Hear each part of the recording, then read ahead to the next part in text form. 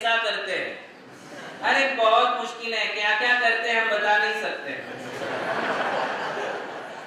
हमने कईयों को देखा है।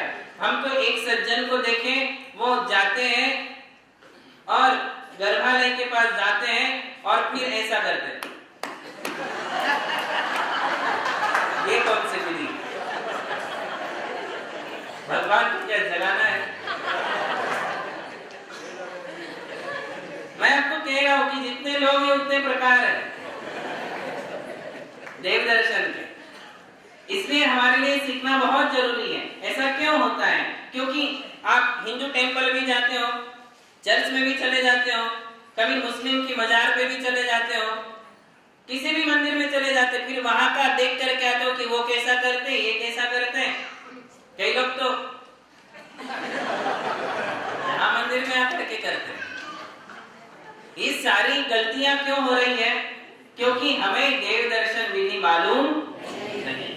तो हमारे लिए अपने जैन शास्त्रों के अनुसार जैनिज्म ने जैसा सिखाया है वैसे ही दर्शन करने चाहिए। इसलिए हमने पंचांग नमस्कार स्टार्ट किया। कैसे किया? कैसे बैठे हम लोग? गवासन में बैठ सकते हो, थोड़ा प्रयोग करिए गवासन में बैठने का। जो लोग जीन्स पैंट पहनते हैं उनको बड़ी दिक्कत जाएगी। यदि आप टाइट कपड़े पहनोगे तो टाइट कपड़े में गवासन में बैठना थोड़ा मुश्किल हो जाता है। इसलिए भगवान के दर्शन यदि करना है तो हमारे लिए कपड़ों का ध्यान रखना भी बहुत आवश्यक है। बात नहीं करेंगे, जिसको आता है वो बैठे, नहीं तो आप जो जैसे वैसे। भगवान के दर्शन के लिए इसलिए कपड़ों का ध्यान रखिए। थोड़ा ऐसे मतलब जो ढीले हो ऐसे कपड़े पहनिए। कुर्ता पायजामा हो तो आप आराम से दर्शन कर सकते हो, नहीं तो फिर मंदिर जी में आकर के शुद्ध होकर के धोती दुपट्टा पहन लो, फिर दर्शन करो तो आप आराम से कर सकते हो। टाइट कपड़ों में थोड़ा सा दिक्कत जाएगी। तो फिर आप लोगों जो है, सबसे पहले हम गवासन में बैठे। गवासन में बैठने के बाद हाथ जोड़ा और हाथ जोड़ करके 3 आवर्त की। इसे आवर्त कहते हैं। क्या कहते हैं? एंटी क्लॉकवाइज लेफ्ट हैंड की तरफ पहले हाथ जाएगा और ऐसे, किंतु घूमेगा क्या? केवल पंजा। ये पंजे ही घूमेंगे। यहां से आपको मूव करना है पंजों को, यहां से नहीं, ये यहां से नहीं या यहां से नहीं, बिल्कुल ऐसे नहीं करना। केवल पंजे ही घूमना चाहिए, वो भी छाती के सामने ही हो, मुंह के सामने नहीं। मुंह के सामने आ जाएगा तो भगवान ही नहीं दिखेंगे। छाती के सामने ला करके 3 बार ऐसे आवर्त करें। आवर्त शब्द का अर्थ है भंवर। मालूम है आपको? समुद्र में, नदी में कभी भंवरें आती हैं, क्या बोलते हैं उसको इंग्लिश में?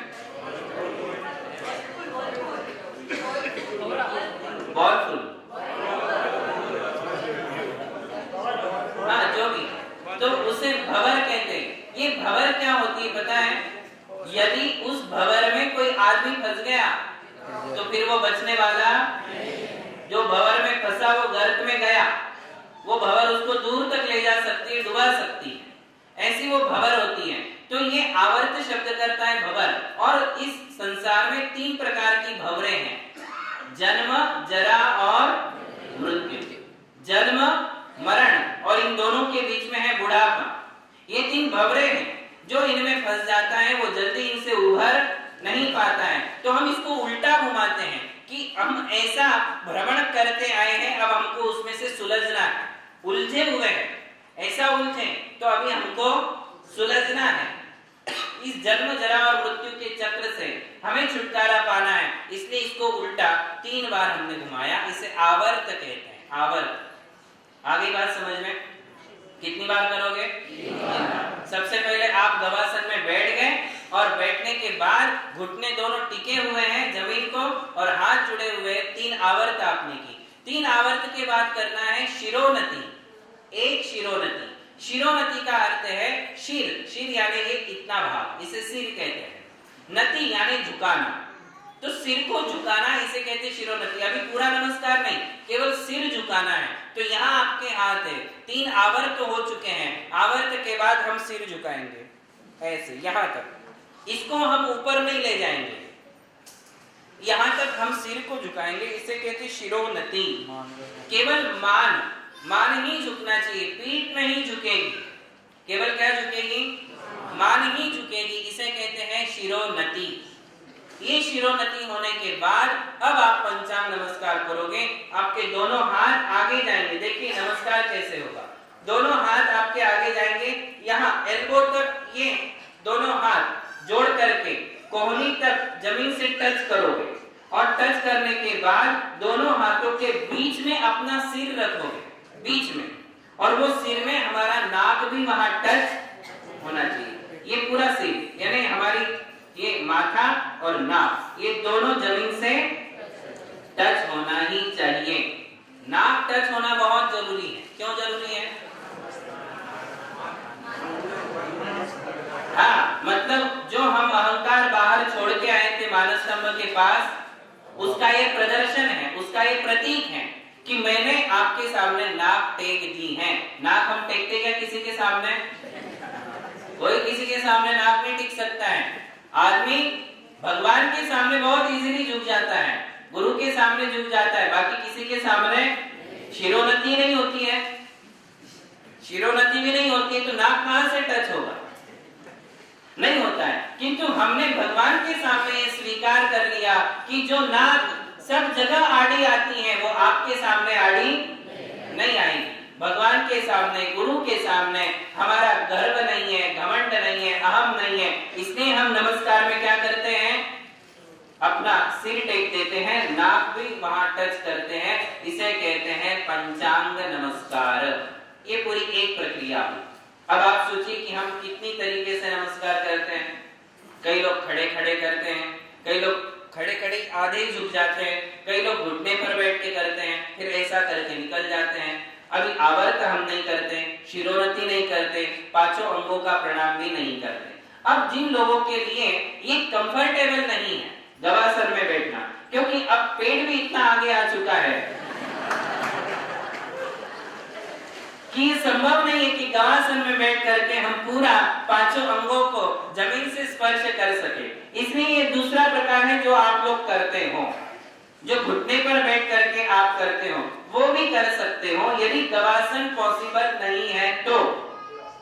गवासन में बैठकर नहीं, जो पतला आदमी होगा जिसका पेट लेवल में होगा या अंदर होगा वही गवासन कर सकता है। यदि पेट आगे है तो फिर एक निश्चित समय तक ही आप झुक सकते हो, उसके आगे आप झुक नहीं सकते हो। अपने आप हम जो है फिर सीधे हो जाते हैं। तो आपके लिए घुटने में बैठ करके यदि करना है तो उसमें भी पंचांग नमस्कार होता है। देखिए कैसे, घुटने तो टिक गए, दो अंग ये हो गए। अब आपके लिए सेम प्रोसीजर, आवर्त करना, शिरोन्नति करना और फिर घुटने पर बैठे बैठे ही यहाँ तक। अब आपका पेट आड़ा नहीं आएगा, उस प्रोसीजर में पेट आड़ा नहीं आता है। अब कर सकते हो आप, तो आप जो है दोनों हाथ आगे करिए, एल्बो तक जमीन से स्पर्श कीजिए और अपना सिर भी झुकाइए। धीरे धीरे प्रैक्टिस करोगे तो उसमें आपका पंचांग नमस्कार पूरा हो जाएगा, दोनों तरीके से। किंतु महिलाएं नहीं कर सकती।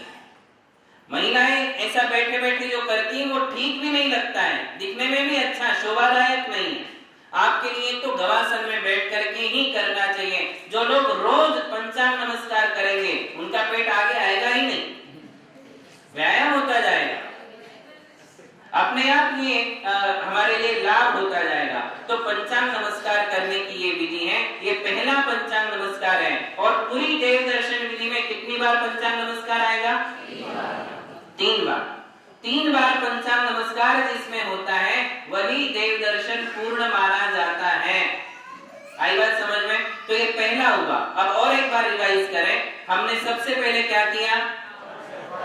मंदिर के बाहर आकर हाथ और पांव धोए। दूसरी स्टेप में हमने मानसस्तंभ को परिक्रमा और प्रणाम किया। तीसरी स्टेप में हम मुख्य दरवाजे के पास आकर के चेहरे को प्रणाम करते हैं।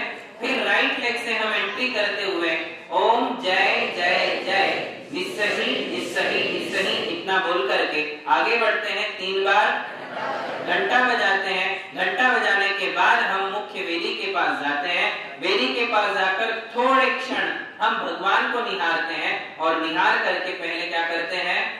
पंचांग नमस्कार करते हैं। प्रातः समुत्थाय जिनेन्द्र बिंबम पश्येत् परम मंगलदान दर्शम। देव दर्शन की विधि चल रही है। कहते हैं कि प्रातः समुत्थाय जिनेंद्र बिंबम, सुबह सुबह उठ करके जिनेंद्र भगवान का दर्शन करना चाहिए। परम मंगलदान दर्शन, जो हमारे लिए परम मंगल का कारण है। भगवान के दर्शन में अटूट आस्था एवं श्रद्धा होना परम आवश्यक है। जब एक भक्त भगवान का दर्शन करता है तो कहते हैं, दृष्ट्वा भवन्त मनिमेष विलोकनीयम नान्यत्र दोषमुपयाति जनस्य चक्षु पीत्वा पयः शशिकर द्युतिदुग्ध सिंधो क्षारम जलम जलनिधे रसितुम क इच्छे। ये भक्तामर जी की कुछ पंक्तियां हैं और इसमें कहा कि भक्त अपनी भक्ति को कैसे चरम सीमा तक ले जाता है और वो मन में भावना करता है कि जब मैं भगवान को देखता हूँ तो कैसे देखता हूँ, अनिमेष, दृष्ट्वा भवन्त मनिमेष, अनिमेष देखता हूँ। अनिमेष का मतलब समझते हो, ये हमारी जो पलक झपकती है उसे निमेष कहते हैं। और वो कहते हैं कि अनिमेष, भगवान का दर्शन करते समय वो पलकें जो झपकती है वो भी अपने आप में उसको बाधा समझता है कि मेरे और भगवान के बीच में ये पलक भी नहीं आनी चाहिए। मतलब उसको भगवान के साथ इतनी तन्मयता आ जाती है, भगवान के दर्शन में इतनी एकाग्रता आ जाती है कि अब उसको अपनी ही पलक भगवान और उसके बीच में बाधा महसूस होने लग जाती है कि ये पलक भी नहीं चाहिए, भगवान को मैं अनिमेष दृष्टि से देखता रहूं, अपलक दृष्टि से देखता रहूं। क्यों? क्योंकि कहते हैं कि भगवान ये एक अमृत के समान है और ये सारा संसार खारे पानी के समान है। जो संतुष्टि हमारे लिए घर में, मकान में, दुकान में, परिवार के साथ, मित्रों के साथ नहीं मिल सकती है। जहां भी जाओगे वहां असंतुष्ट रहोगे, आकुलता बनी रहेगी, कहीं भी हमारे लिए संतुष्टि नहीं मिलती है, क्योंकि संसार खारा सागर है। पित्वा पयः शशिकर द्युतिदुग्ध सिंधो क्षारम जलम जलनिधे रसितुम क इच्छे। बोले जो दूध पी लेता है, मीठा पानी पी लेता है, फिर उसके समुद्र का पानी खारा लगता है, उस पानी को कौन पिएगा? जब हमारे सामने मीठा पानी रखा हो तो समुद्र का पानी कौन पिएगा? बस इसी प्रकार से जब मेरे सामने भगवान है, भीतराग भगवान की छवि मेरे सामने है, तब उन्हें छोड़ करके मैं और किसे देखूं? मतलब भगवान के दर्शन में इतनी एकाग्रता है, ये भावना है कि अब जब तक मैं मंदिर में हूं तब तक मैं और भगवान, इसके अलावा मेरे साथ और कोई भी नहीं है। इतनी एकाग्रता भगवान के दर्शन में आनी चाहिए।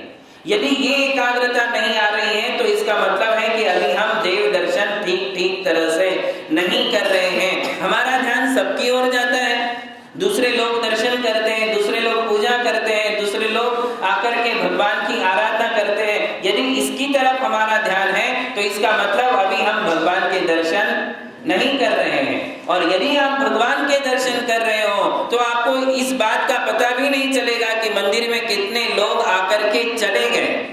क्या ऐसी एकाग्रता हमारे लिए भगवान के दर्शन में आती है? नहीं आती है। हमारे लिए सब कुछ दिखता है, भगवान ही नजर नहीं आते। किंतु एक सच्चे भक्त को भगवान के अलावा कोई भी नजर नहीं आता है। यही वास्तव में दर्शन कहलाते हैं कि दृष्ट्वा भवन्त मनिमेष। एक बार खड़े हो गए तो ऐसे लगता है कि देखते रहो। जाने के लिए मन नहीं करना चाहिए कि अब मैं मंदिर से वापस जाऊं। हमारा मंदिर जाने के लिए मन नहीं करता है। और भक्त होगा तो क्या होगा? एक बार मंदिर में आ गया, भगवान के सामने खड़ा हो गया, दर्शन करने लग गया, तो उसे लगता है कि अब भगवान को छोड़ करके मुझे मंदिर के बाहर नहीं जाना है। जाता भी है तो बेमन से। कैसा जाता है? बेमन से वो वापस लौटता है। और कई लोग होते हैं जो बेमन से मंदिर जाते हैं, जाने का मन नहीं है, किंतु घर के 4 लोग उसके लिए फोर्स करते हैं कि चलो ना, जाओ ना, एक बार तो कर ले, एक बार तो दर्शन कर ले, एक बार महाराज श्री के दर्शन तो कर ले। इसे कहते हैं बेमन से जाना। और एक स्वेच्छा होती कि नहीं, आज मुझे जाना ही है, मुझे दर्शन करना ही है। स्वेच्छा से जाता है, मन से जाता है और बेमन से लौटता है। इसे कहते हैं भक्ति, इसे कहते हैं दर्शन। तो ऐसे दर्शन हमारे लिए प्रतिदिन भगवान के करने चाहिए। शांति भक्ति में कहा है, क्रुद्धाशिर विष दुष्ट दुर्जय विष ज्वालावली विक्रमो विद्या भेषज मंत्र तो यह वनैर्यातिम प्रशांति यथा।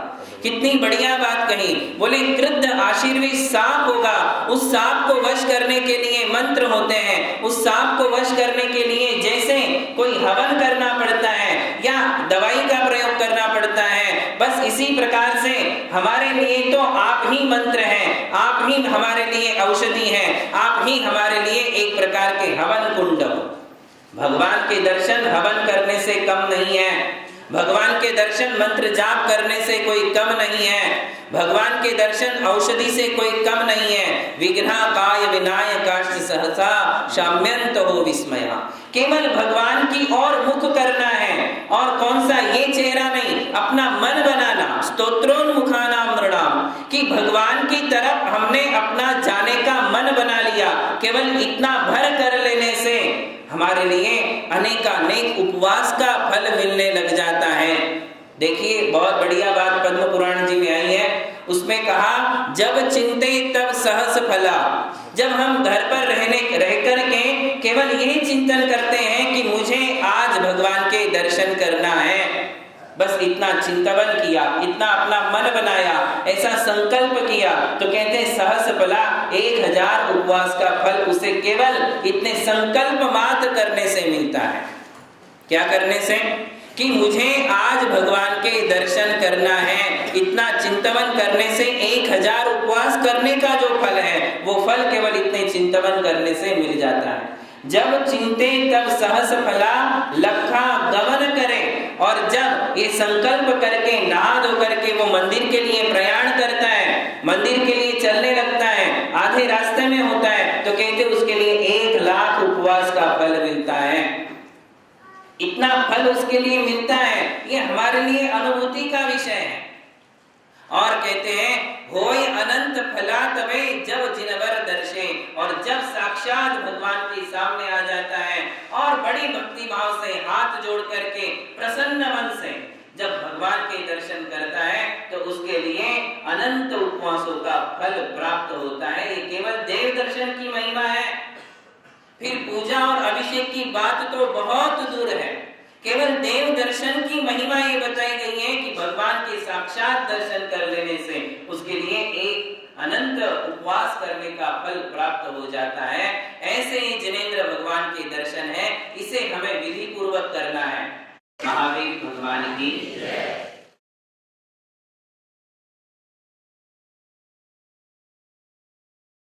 एक बार रिवाइज कर ले कि हमने प्रारंभ में सबसे पहले मंदिर जी के बाहर हाथ पांव धोए, उसके बाद मानस स्तंभ की 3 परिक्रमा दी, मानस स्तंभ को एक प्रणाम किया, उसके पश्चात हम मुख्य दरवाजे के सामने आए, देहली को प्रणाम किया, देहली को प्रणाम करके दाहिने पैर से मंदिर जी में प्रवेश किया। प्रवेश करते समय क्या कहा? ओम जय जय जय निस्सही निस्सही निस्सही। इतना कहने के पश्चात हम आगे बढ़े और हमने 3 बार घंटा वादन किया। कल ऐसा कहने के पश्चात किसी ने हमसे शंका की, महाराज श्री घंटा कितनी जोर से बजाना चाहिए? हमने कहा ये तो कॉमन सेंस है भाई, आप यदि अपने घर से चाय और नाश्ता करके आए हो और उसका जोश पूरा घंटे के ऊपर निकालोगे तो ये तो गलत बात है। आराम से बजाइए जिससे मधुर ध्वनि उत्पन्न हो सके। बड़ी जोर जोर से बजाने में भी कोई फायदा नहीं है, एकदम हल्के से बजाने में भी कोई फायदा नहीं है। बिल्कुल आराम से 3 बार हम घंटा वादन करें जिससे मंदिर जी में मधुर ध्वनि पैदा होती है। तो ऐसे 3 बार घंटा बजा करके हम आगे बढ़े और आगे बढ़कर हमने क्या किया? लेडीज भगवान के लेफ्ट हैंड साइड चली गई और पुरुष थे वो भगवान के दाहिने यानी राइट हैंड साइड में आ गए। आने के पश्चात हमने एक 10 सेकंड 15 सेकंड जितना हम निहार सकते थे, सोच सकते थे, उतना मिनट हमने भगवान के चेहरे को निहारा, उनकी छवि को निहारा, उनकी छवि के दर्शन किए और शांति का अनुभव किया। उसके पश्चात हमने पहले सर्वप्रथम भगवान को पंचांग नमस्कार किया। पंचांग नमस्कार करने की विधि कल हमने आप लोगों के लिए सिखाई थी कि कैसे 3 आवर्त करना, कैसे शिरोन्नति करना और इसके लिए सबसे पहले गवासन में बैठना। गवासन में बैठ करके और फिर 3 आवर्त, एक शिरोन्नति और उसके बाद 5 अंगों को जमीन से स्पर्श करते हुए नमस्कार करना। वे 5 अंग थे, 2 घुटने, दोनों हाथ की कोहनी और सिर और नाक, इसको जमीन से स्पर्श करते हुए प्रणाम करना। देखिए कई लोग साष्टांग प्रणाम करते हैं। साष्टांग प्रणाम भी हमारे यहाँ है, किंतु वो बोलने में और लिखने में अच्छा लगता है, करने में उतनी सभ्यता महसूस नहीं होती है। वैसे भी हमारे मंदिर कोई बहुत लंबे चौड़े और बड़े नहीं होते हैं, छोटे होते हैं, और ऐसे में कई लोग जो है सो करके प्रणाम करते हैं।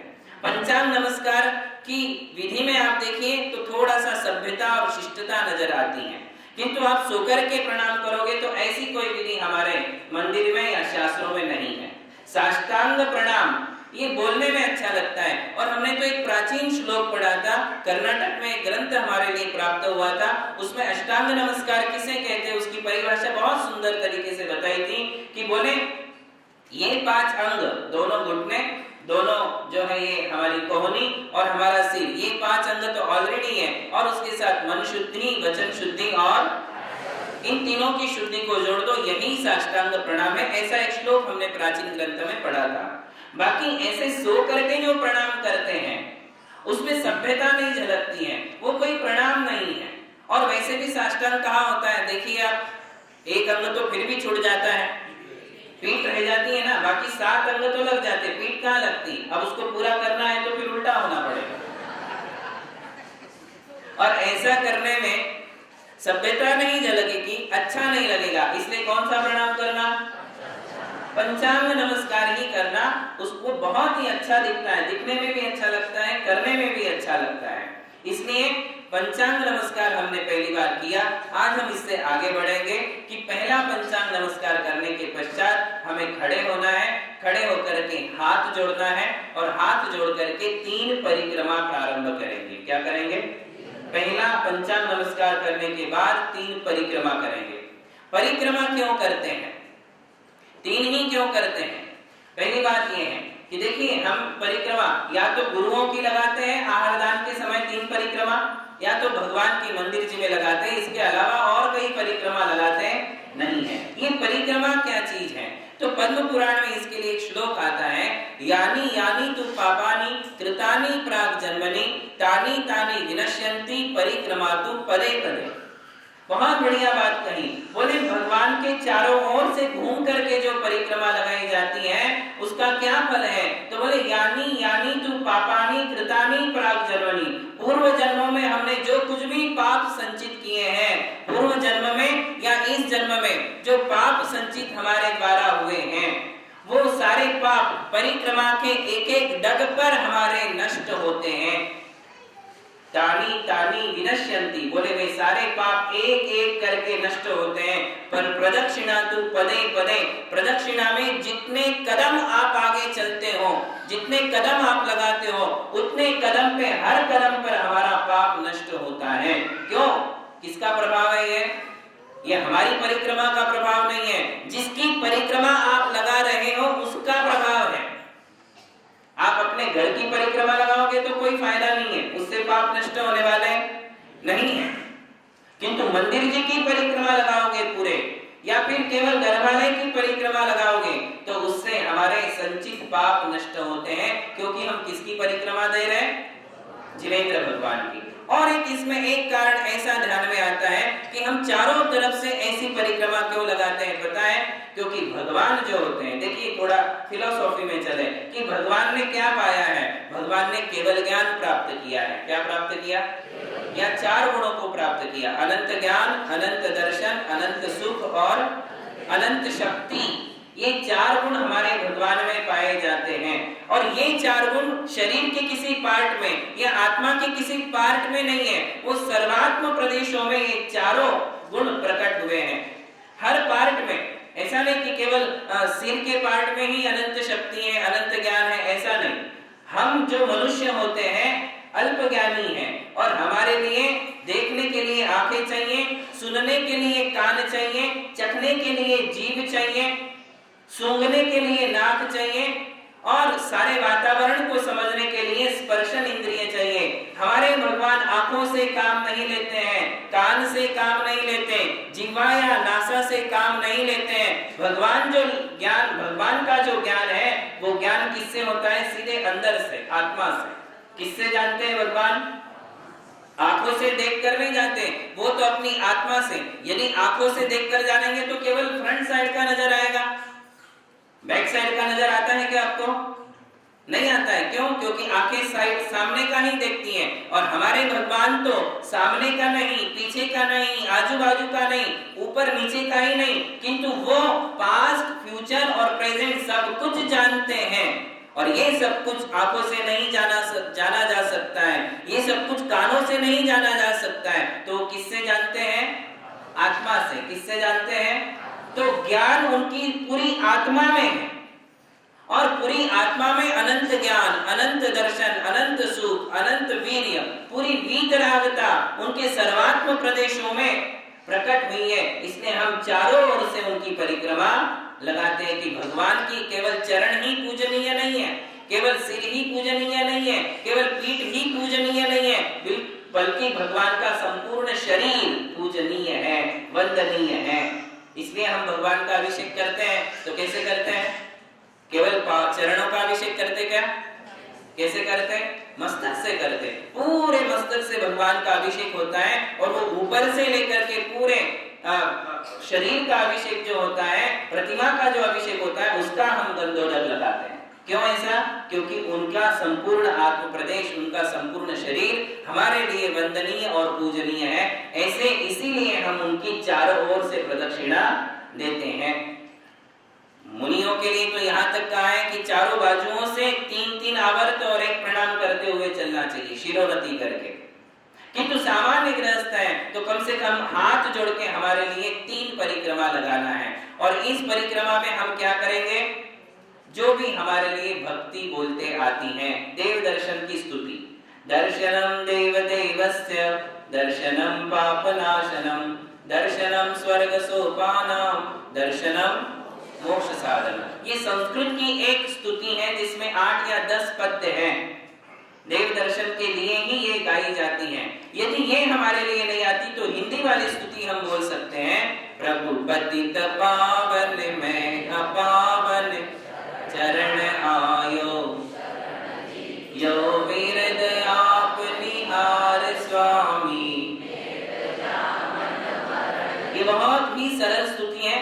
बोलते बोलते इसका अर्थ भी हमारे लिए समझ में आ जाता है, और सारे शब्द सरल है, इसलिए हम इसे बहुत इजीली बोल सकते हैं। तो ये हिंदी वाली, या तो कोई संस्कृत की स्तुति पढ़ो या तो कोई हिंदी की स्तुति पढ़ो। देव दर्शन से रिलेटेड स्तुति हमारे लिए परिक्रमा के समय बोलना चाहिए।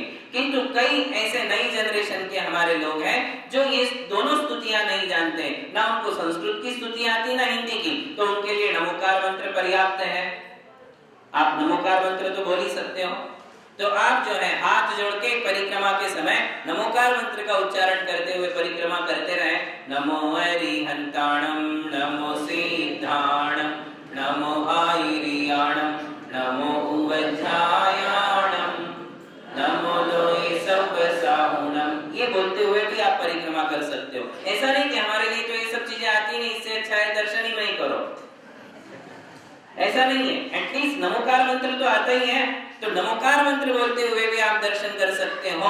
हाँ, प्रयास करिए कि धीरे धीरे मेरे लिए प्रभु पतित पावन वाली स्तुति बोलते आने लग जाए। घर बैठे बैठे कभी कभी आप प्रयास कर सकते हो और आप उस स्तुति को पढ़ सकते हो, याद कर सकते हो, और याद करके परिक्रमा में वो स्तुति आपके लिए बोलना है।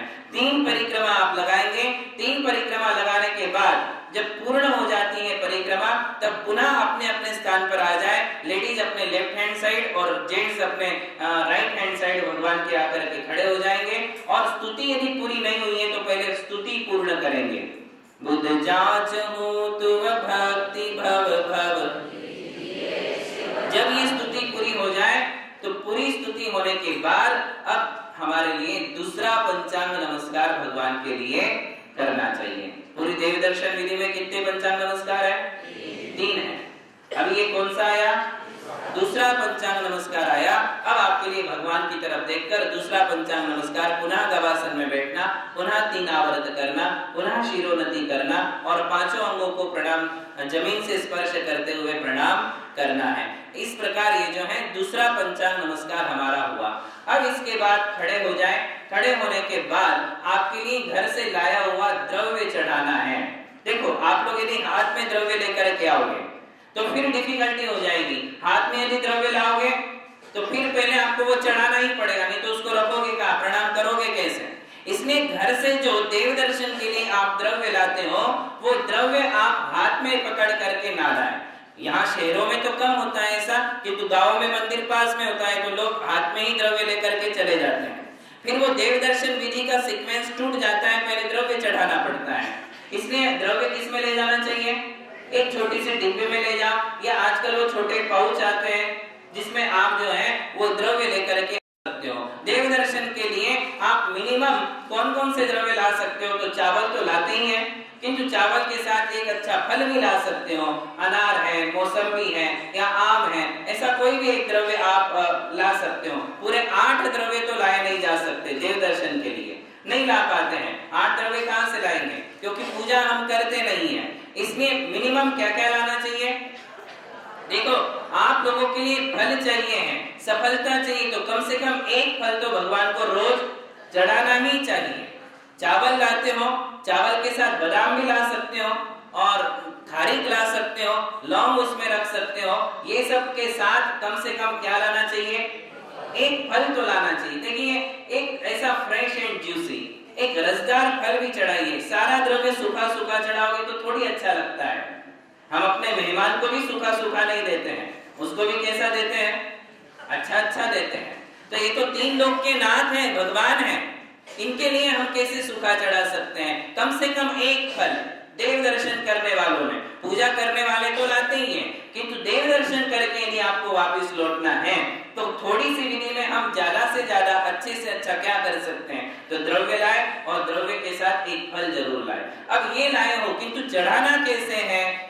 ऐसे ही कई लोग जो है द्रव्य लाते हैं और चढ़ा देते, क्योंकि उनको बोलते नहीं आता है, मालूम नहीं है कि क्या बोले, उधर तक चंदन तक नहीं आ पाता है, तो वो ऐसे ही चढ़ा देते हैं। किंतु द्रव्य चढ़ाने की भी एक विधि है। कैसे चढ़ाए द्रव्य? देखिए, आपके पास चावल है, डिब्बी में चावल है, वो चावल लेना और सबसे पहले हमारे लिए 5 पुंज निकालना। 1 2 3 4 5 और 5 पुंज निकालते समय देखिए, पुंज भी कैसे लेना? ऐसे चावल हाथ में लिया, हाथ में चावल लेने के बाद ऐसे चावल लेना और 5 पुंज निकालना और उस समय बोलना अरिहंत सिद्ध आचार्य उपाध्याय साधु या सर्व साधुभ्यो नमः। अरिहंत सिद्ध आचार्य उपाध्याय सर्व साधुभ्यो नमः। इसके 5 पुंज पहले निकालना। इसके बाद आगे 4 पुंज निकालना। ये विधि मैं देव दर्शन वालों के लिए बोल रहा हूँ। फिर आगे जो पूजा वगैरह करते हैं उनके लिए नहीं, क्योंकि वो आगे सारी क्रियाएं करने वाले हैं, किंतु हमें देव दर्शन करके वापस लौटना है, तो कम से कम इतना हम करें। 5 पुंज किसके निकालना? अरिहंत सिद्ध आचार्य उपाध्याय सर्व साधुभ्यो। इसके बाद उसके आगे 2 पुंज के बीच में 1 पुंज आना चाहिए। 4 पुंज निकालना है। कितने? 4। ये 4 है जिनवाणी के। हमारे यहाँ 3 नाम आते हैं, देव, शास्त्र और गुरु। तो पहले हमने 5 परमेष्ठियों के निकाले, अब हम जिनवाणी के निकालेंगे। जिनवाणी के 4 क्यों निकालते हैं? क्योंकि हमारी जो जिनवाणी है, हमारे जो शास्त्र है, वो 4 सेक्शन में बटे हुए हैं। प्रथमानुयोग, करणानुयोग, चरणानुयोग और शास्त्र। तो हमारे यहाँ हजारों हैं, हजारों ग्रंथ हैं, किंतु वो सारे ग्रंथ कितने में बटे हुए हैं? 4 सेक्शन में। उसे हम अनुयोग कहते हैं। वो 4 सेक्शन में बटे हैं, इसलिए जिनवाणी के 4 पुंज। हम जिनवाणी पढ़ते तो है नहीं, इतना समय नहीं है, न्यूज़पेपर से फुर्सत नहीं है, तो जिनवाणी कहाँ से पढ़ेंगे? तो जिनवाणी के लिए कम से कम हम पुंज तो चढ़ा सकते हैं, उसका स्मरण कर सकते हैं, उसको वंदन कर सकते हैं। इसलिए 4 पुंज निकाले और उस समय कहे प्रथमम कर्णम चरणम द्रव्यम नमः। 4 अनुयोग होते हैं, प्रथमानुयोग, कर्णानुयोग, चरणानुयोग और द्रव्यानुयोग। ये जिनवाणी के 4 सेक्शन है, उसके नाम है, तो उनका नाम लेकर के हमें ये चढ़ाना है। बोलिए पीछे हमारे, प्रथमम कर्णम चरणम द्रव्यम नमः। ऐसा बोल करके 4 पुंज, प्रथमम करणम चरणम द्रव्यम नमः। तो पहले अपन ने पंच परमेष्ठी के 5 निकाले, फिर जिनवाणी के 4 निकाले। अब उसके ऊपर पुनः 2 पुंज के बीच में 1 पुंज आना चाहिए, ऐसा एक आकार बनेगा। और उसमें 3 रत्नत्रय के, हमारे साधुओं के लिए, साधु रत्नत्रय के धारी होते हैं, उन्होंने 3 गुणों को प्राप्त किया है। हम सुनते रहते हैं, सम्यक दर्शन, सम्यक ज्ञान और सम्यक चारित्र। इसके 3 पुंज निकालना है, इसलिए बोलेंगे हम सम्यक दर्शन, सम्यक ज्ञान, सम्यक चारित्रेभ्यो नमः।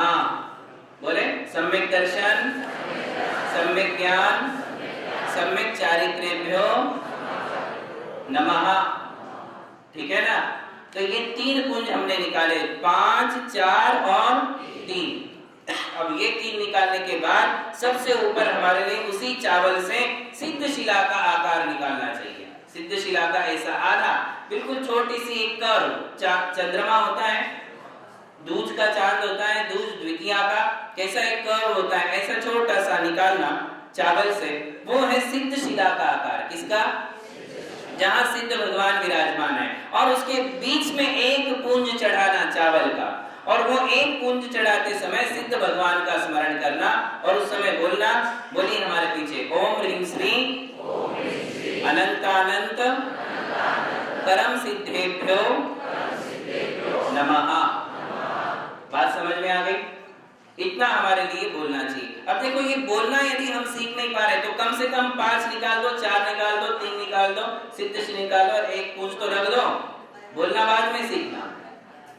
कई लोग ये नहीं बोल पाएंगे, नए जो है, पुराने लोग तो बहुत हैं जिनको एक्सपीरियंस है, प्रैक्टिस है, वो कर लेंगे, किंतु जो नए जनरेशन वाले हैं, हमारे नए लोग हैं, वो लोग यदि रोज ये बोल नहीं पाते हैं, अभी तक प्रैक्टिस नहीं है, किंतु आप स्टार्ट कर सकते हो। आपको मालूम है कि ये क्या चीज है, ध्यान में है, उसके लिए आप निकालो, 5 पुंज निकालो, 4 निकालो, 3 निकालो, एक सिद्ध शिला का आकार निकालो, और 1 पुंज उसमें रख दो। महावीर भगवान की जय।